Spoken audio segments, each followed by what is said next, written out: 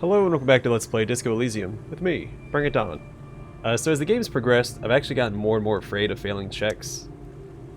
I don't need to be afraid of failing checks, so I'm going to actually try for this, even though we don't have a good chance of succeeding. Hi, the sea's gonna calm down soon. I can feel it. The wind is turning southeast. What's in your mind, officer? She nods. She needs to go on a date with another drunk.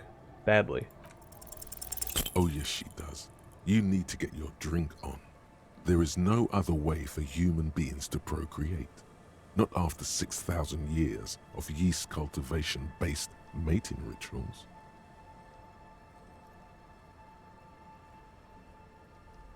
I like you, but I'm afraid to be around you because you're a woman.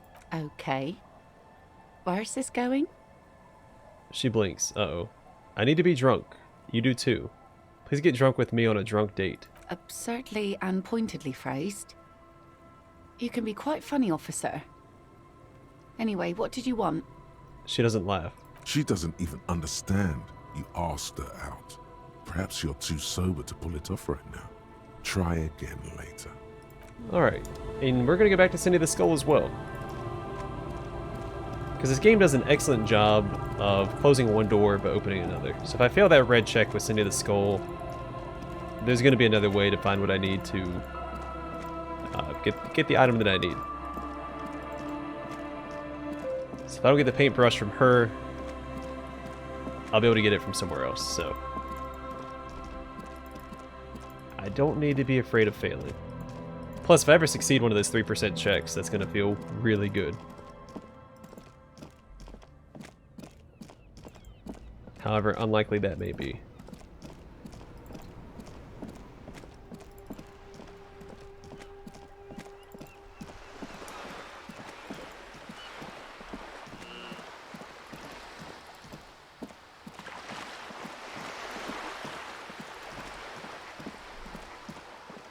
I don't remember which check this is, though. Also, going up there might change the percentage as well. Hello again, officer. Alright. Let's do...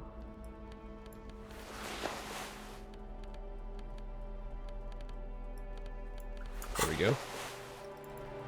Let's try going up there and talking to her instead. Because last time we went up here to speak to her, instead of talking to her from below, it gave us new dialogue options, so this might just give us an increased chance of succeeding.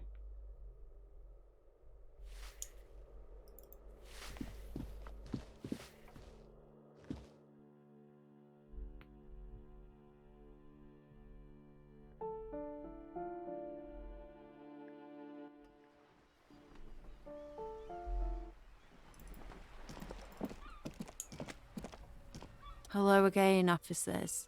Have you come to admire my mural? Alright, screw it. Attempt to explain your artistic intentions.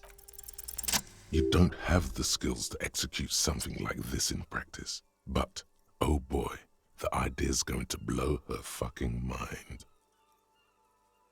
You know what? It is bound to happen eventually. Enough attempting of low percentage chance checks. Eventually I was going to pass one.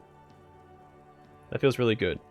See, my bravery paid off. I'm going to create a highly detailed skeleton of an ancient bird that went extinct 100 million years ago. She squints her eyes. And then I'm going to paint it red using heavy fuel oil. Then I'm going to freaking light it on fire. On fire. Her lips move. She whispers to herself. It's the phoenix, get it? What do you say? I say, sod off. You don't have the technical skills to do that. She hunches her shoulders and throws you a grim look. But I thought you'd like my idea. I like your idea. Should have thought of it myself. I don't need this kind of competition in my neighborhood. Oh. Darn. It was too strong. Yeah, maybe failing the check was the way to actually succeed the check. But Cindy, art is bigger than either of us. Then get your brush from fucking art. Oops, my apologies. I guess I was trying too hard. You're a police officer and a grown-up. Why are you trying to impress her? Maybe try a different approach. I'm sorry for invading your personal space like this. Oh, I wonder if you only get this dialogue option if you come up here. I'm not going to bother checking. I'm sorry for invading your personal space like this. I'm going to take that paintbrush from you, kiddo. And I need an aircraft carrier. So what? Stand your ground with a look of wary determination. Cindy, I'm going to stand here until you hand over that paintbrush. Have you got any kids? Because you sound like the world's saddest dad right now. But fine, take the brush. I'm all out of fuel oil anyway. She drops the paintbrush at your feet. You know what you've got in that fuel canister you scavenged from your Kanema? Red-dyed heavy fuel oil. Time to get to proper work, artiste. Alright, Cindy's brush. A paintbrush belonging to Cindy the Skull, an aspiring artist. Its bristles smell nauseatingly of heavy fuel oil. Specks of red, orange, and green paint over the aluminum ferrule. It's meant to be, it's supposed to be paint cover. Either way, now we have a mural to paint. I'm actually a big fan of street art. Not like standard graffiti like gang tags. Those are tacky, but like proper street art. Whether commissioned by the city or not is, you know, it adds something. It's a little unique.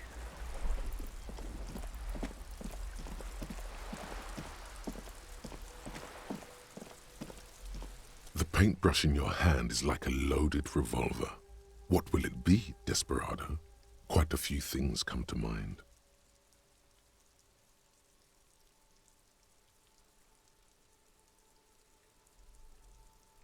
And no parking. Something beautiful is going to happen. His animation. You'll put something inspirational on the wall. You've spoken. The wall will now silently repeat the message for a decade or so, until the sea air degrades the paint, adding another layer of detritus to the city. Feels good. Alright, so we did level up, which means we can take out a thought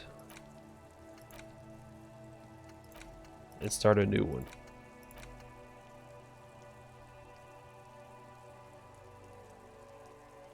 I like the description for this thought. I don't care for the bonuses.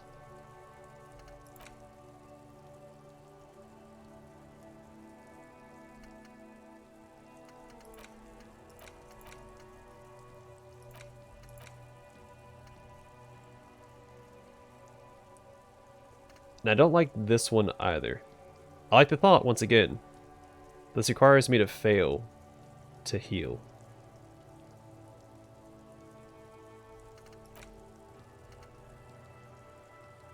And I'm not going to take any speed, at least that's the plan. So we're going to get rid of this. Well, before I commit, let's see.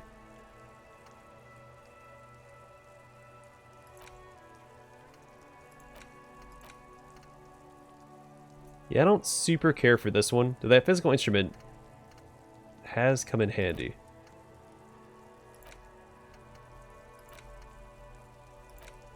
Yeah, these are the two that I want to get rid of, so we'll start with this one.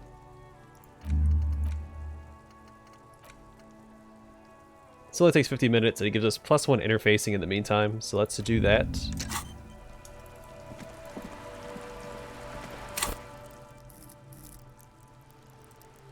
And see where that takes us.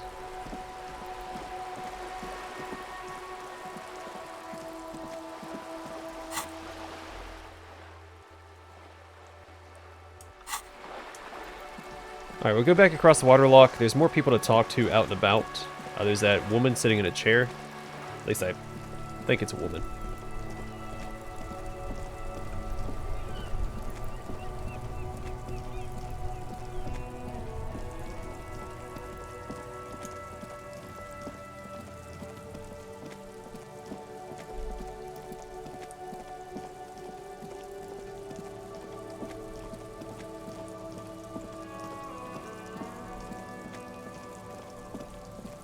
Yeah, I was not going for that red check last episode was starting to bother me because I was thinking, I don't know, I was getting too afraid of failure, and there's no reason to be afraid of failure in this game because there's always another way. I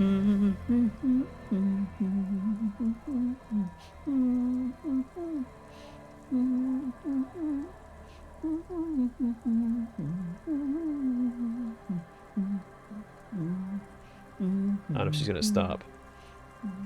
Alright, the woman next to a bucket of clothes hums an odd melody. Her eyes are closed. You're not sure about the melody, but it might be South Samaran, possibly Sigayan, also known as the apricot sujunti. Welcome to the fishing village. Please lean in closer. I have cataracts. She opens her eyes. If you can't see, then how did you know I was here? I still have a golden ear. Come, come. She beckons you toward her. I lean forward. Oh, welcome, police officer. We don't cause any trouble around here. And we don't want any trouble either. A shadow passes over her face. I'm a cop. I don't cause trouble. I take care of trouble. Oh, of course. Last time we saw you around here was 12 years ago.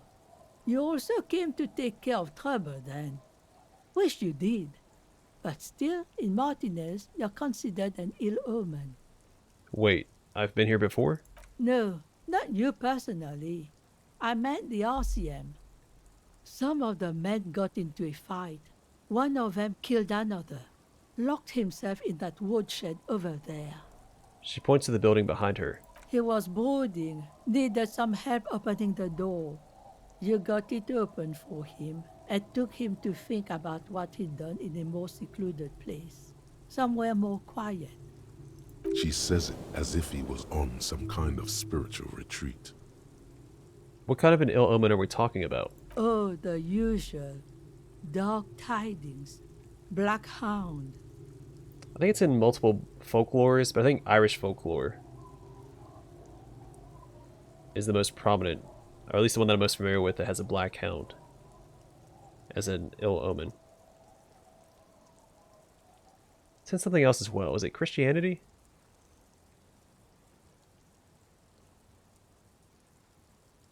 I'm sure there's a few origins for it. That's you, all right. A black hound licking your own heels. If I'm considered an ill omen, why hasn't anyone told me that? Maybe they are afraid. Why? Because you're an ill omen. But you're still welcome here. As long as men with guns aren't chasing you. And maybe even then. Because that's the kind of fishing village we've built. I'm sorry there's not a lot of room to park the motor carriage. And not a lot of houses. Or a lot of people. My kids are long gone. Searching for treasure. So are others. Ah, look at me ramble on. What brings you to us? She waves her hand. Where could someone stay around here? Stay? Most people here are trying to leave. That said, if lodgings is what you're looking for, I've got a free room in the shack. Her soapy thumb points to the building behind her. She said it's free, but how much is it? I won't charge you for it. Take it as a gesture of goodwill from the village to the RCM. Wait, hold on. You're just giving it to me. No one is using it, and God knows it's not much anyway. You can stay there. She tilts her head to the side, pondering over something. I spent 20 real on the room at the Whirling in Rags. I'm not sure it's appropriate for the RCM to accept free accommodations. Oh, don't. It's your choice. No skin off my teeth. The old woman shrugs. Wait, why isn't anyone using the room? My kids grew up and left like they do. The house is long empty now. I live in the small side attachment. It's easier and cheaper to keep warm. Alright, one more time. I can just have the room. Aye. The room is pretty bare bones, but it's got a bed and roof over it. That's more than some folks have around here. She nods and looks at the shack.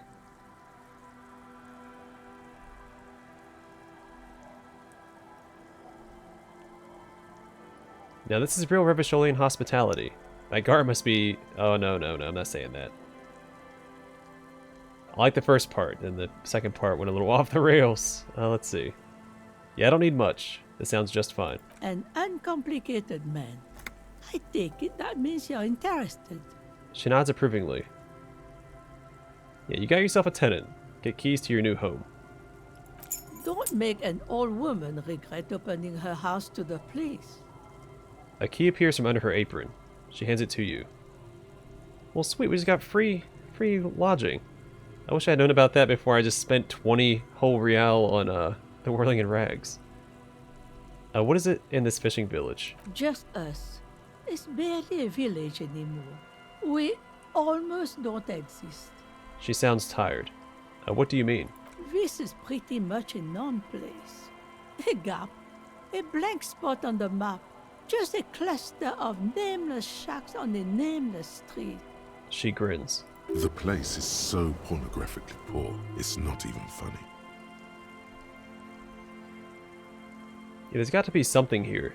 Tell me. Over there, you can find more of the same. Shacks and trees growing wild. That's the pox. She waves her hand southwest. The pox. What's that? An old military hospital and its surroundings. Or it used to be, during the time of the suzerain. She looks toward the buildings to the south. After the war, it was turned into a goodwill hospital for shell-shock veterans and folks looking for some quiet in the old sanatorium gardens. Now the area is crisscrossed with nameless streets and makeshift cinder block houses. Shacks as far as the eye can see. What happened to the hospital? The goodwill ran out. The staff left and the place was shut down. It's long gone by now. She ties a scarf around her neck. Who else lives in this village? Well, there's Lillian and her kids. A few new folks live in the house to the east, but they're away right now. She nods her head across the courtyard. And then there's the drunks. Not a pretty sight, but there's little we can do about it. Home is home, even for them. She sighs. I met Lillian already. Lillian is tough. Tougher than the men here, at least. If it wasn't for her and the kids, this place wouldn't have a spark of life left. I haven't seen any drunks yet, though. Sooner or later, you'll see for yourself. Don't have to look long to find these guys. She slowly shakes her head. Is there a way to make a little money around here? Here? For you? No, officer. The only money we have here is some coins the drunks tried hiding from their women and then forgot about. She lets out a dry chortle. This place is pornographically poor. The lack of wealth is the one thing we've got in abundance. The woman smiles cryptically. It's a cold, cynical smile. That's what I thought. Then all's not lost. As you can see, even in pornographic poverty, people make do.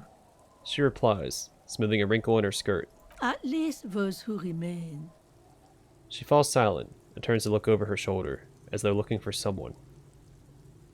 Alright, there's a topic I like to address. She nods, rinsing another piece of cloth. Sorry, another topic. What's further down the coast? Not much. There's the abandoned church, the DeLorean Church of Humanity. It's been there since before my time, even. She replies and wipes her forehead. Why is it abandoned? Some things just don't fly, officer. Look around. Who'd go to church here? They built it 300 years ago. Must have been nicer then. She smiles a gap-toothed smile and smells the air. The ecclesiastics have tried to get things going there, but things just keep happening. Crime, accidents, other things. The place never stays open. It's a pity. It used to be such a nice church. She frowns. She's not telling you all she knows. Keep her talking.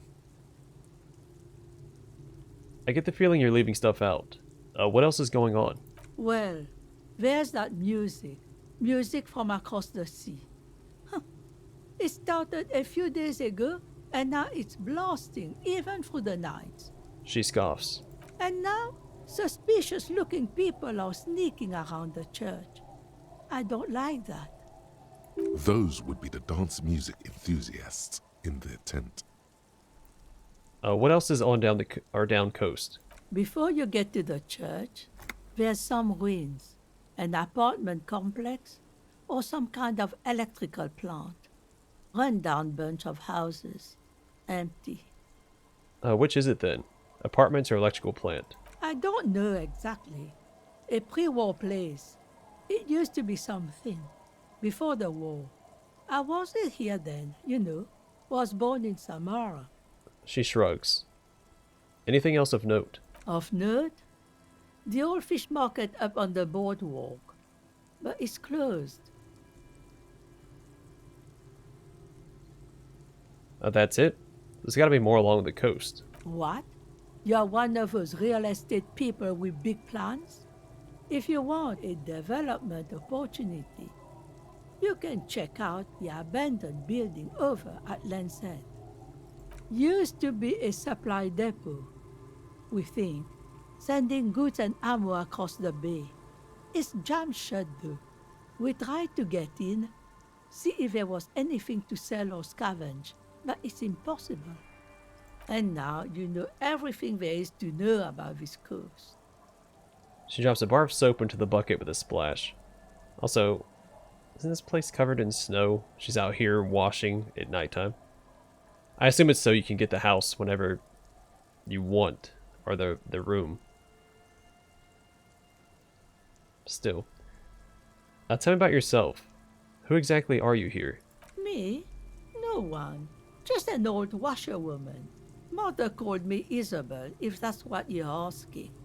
And my married name is Sadie. Alright, so she's the other person we need to get a signature from, which I don't plan on doing. Now it's your turn, Mr. Lieutenant Double Yefredor Harrier Dubois. Quite a handle you got there. So many titles. One of them double. The old woman nods with evident respect. I was asked to get your signature. Hand her the envelope. Eh? What's this about? Come now, I can't read all this scribble. Tell me what it says. She takes out the documents and squints her eyes. Everett wants to turn part of the village into a little youth center. Huh. I might be half blind, but it looks like part of the village is gonna be a street. The best part. The part we need to get out of our houses. She lifts the paper very close to her face and studies it intently. Have you asked Lillian about this? I won't even consider signing till I know she's on board. She hands the envelope back. Yeah. I knew there's gonna be a way to stop her from signing it. Well, she took care of it herself. Again, I want to get the fake signatures. I don't want to actually follow through with Everard's deal. I found this jacket, but it's filthy. Could you wash it for me? I can wash it for you, but it's going to take about a half an hour. Think you can stay put for that long? She says after looking the jacket over. Hell yeah. Hell yeah. No, we must run around ceaselessly. It would be torture to stay put. Oh, shush. Yeah, I'll wait. Well, hand it over then, and I'll see what I can do. Must say, I'm proud of this one. It's pretty nice underneath all that filth. I hope you'll have an easier life in your hands. She nods, handing the jacket back to you. Alright, goodbye, I'm off. So we must have the full fawn set, I think. I gave away the hat, though, to Estelle. I kind of wish I gave this one away. When I first offered it to her, I thought I was going to get a choice. So I was going to give her this one.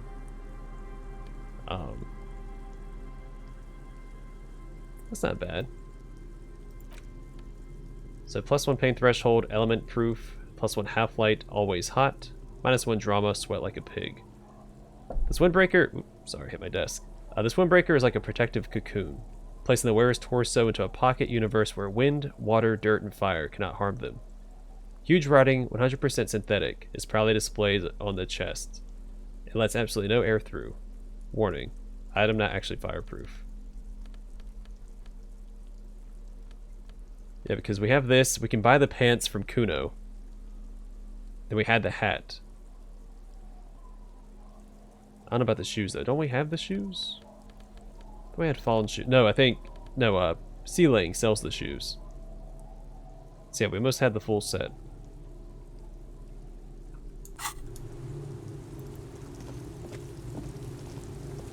The door has seen better days. The layer of paint has started to peel off due to the salt and wind from the sea. Even the lock looks slightly rusted. Lock the shack door with the key.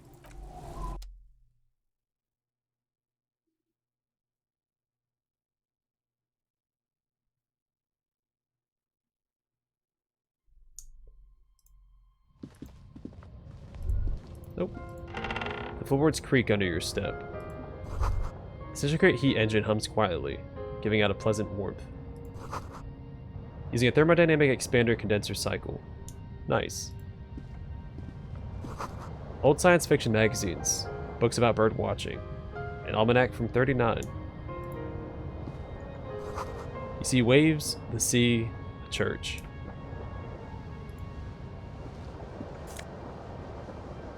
Karajev jacket.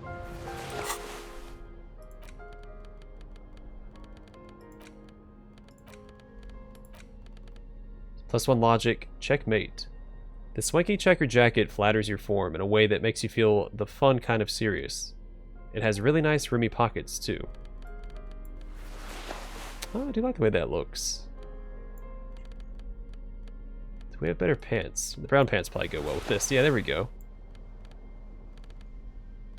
It's probably the best hat for it as well. Look at us go. An old mirror hangs on the wall. You see the reflection of your face in it, adorned with the expression. Oh, it's grayed out. It's just, so a different mirror, but it has the same dialogue as the other one.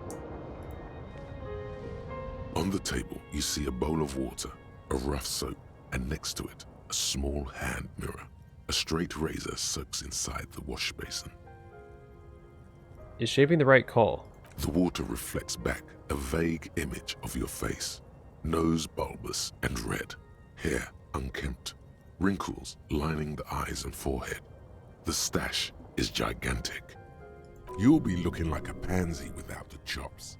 A fucking pansy. A fresh start looms ahead. Clean yourself up and be born anew. Can I increase my hand-eye coordination?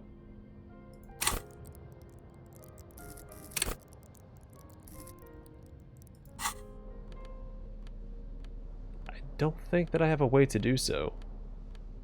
It's not a check that I don't think we've come across at all, have we?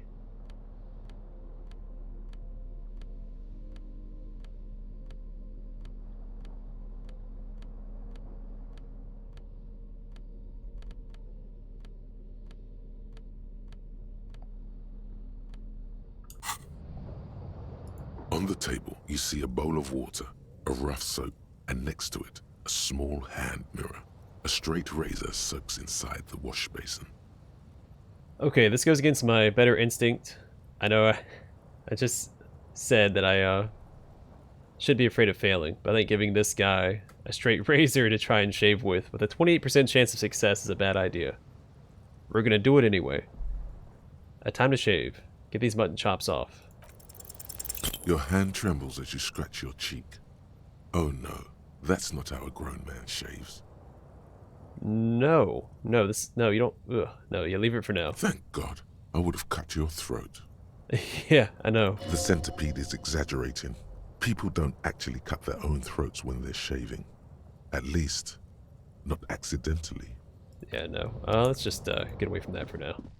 Alright, cool. We have somewhere to sleep at least. I know where the drunks are at. They're the ones over there playing in that that concrete tube. I used to know what they're called. And so we'll probably speak to them next. That should be the last people in the village, if I'm not mistaken. Because the kids are all gone because it's past 9 p.m. Oh, hey, some money.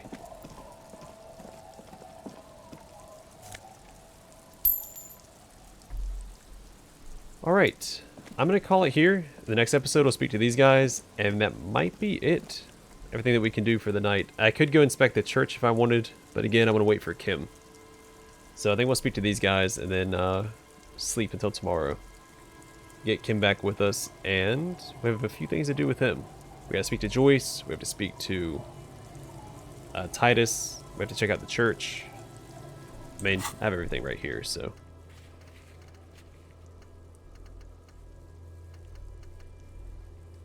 I also need to get back on the radio and find out about the armor.